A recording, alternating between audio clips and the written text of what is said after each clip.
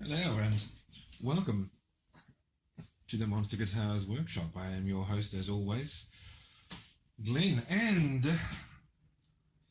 I haven't shown you every step of this process because while I'm doing this I'm also working on another project where I do the same process, so I will detail it a bit more there. But what I've done is I have grain filled this guitar. Well, I haven't grain filled the front, but I have grain filled the back, and I've grain filled the neck, just filling in any small gaps.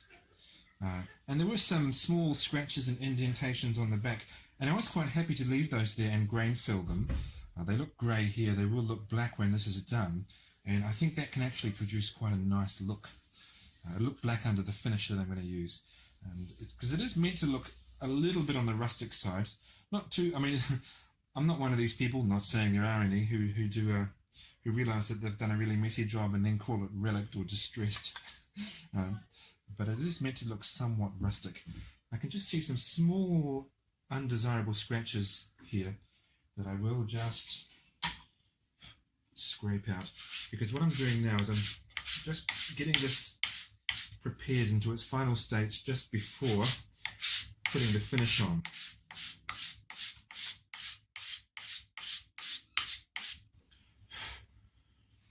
Okay, that's just about it.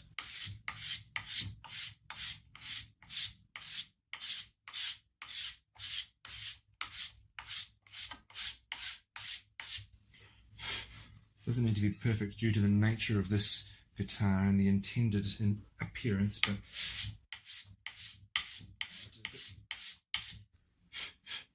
okay, that looks pretty good.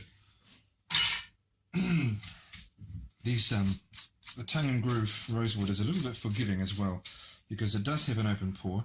I'm not filling that, but it looks kind of rough by nature, and that's fine. Now I'm going to use an oil finish on this. Again, with the other project that I'm working on, I'm also using an oil finish, although a different one. So you'll see this again in the relatively near future with a different kind of oil. But I'm using some refined linseed oil. I'm not actually 100% sure if that's the same as boiled linseed oil. Maybe I should know that, but I do know that it looks good on wood. I've tested it out. So I'm just going to do the whole guitar, every part of it, including the fretboard, which has already been oiled, but another coat of oil is not going to hurt.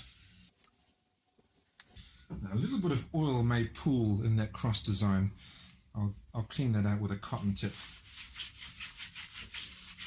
In fact, I will also use a cotton tip to make sure it gets good coverage in there. Already I like the look of that.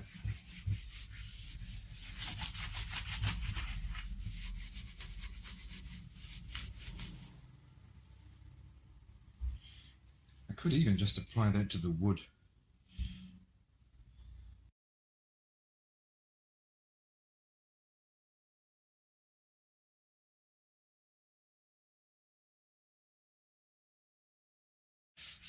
I'm going to end up with very oily hands, but that's okay. Linseed oils, I suppose, generally good for you. I'm assuming. I base that on absolutely nothing, so it may as well be a health website.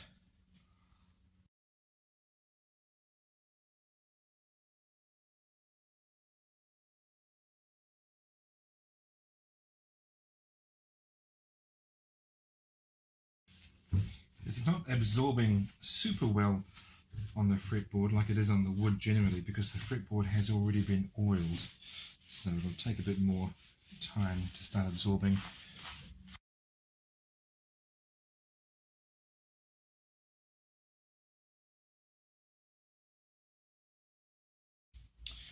And that grain filling has taken care of some of the very fine gaps along the edge of that piece of wood in particular. So now you've just got a dark line there instead of a gap, which looks quite good.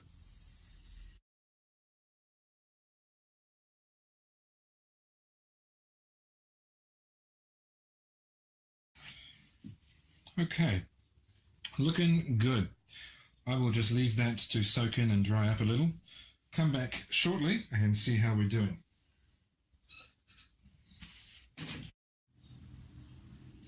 I let that first reasonably thick coat sit for, it was about 40 minutes in the end, and I've just applied another one.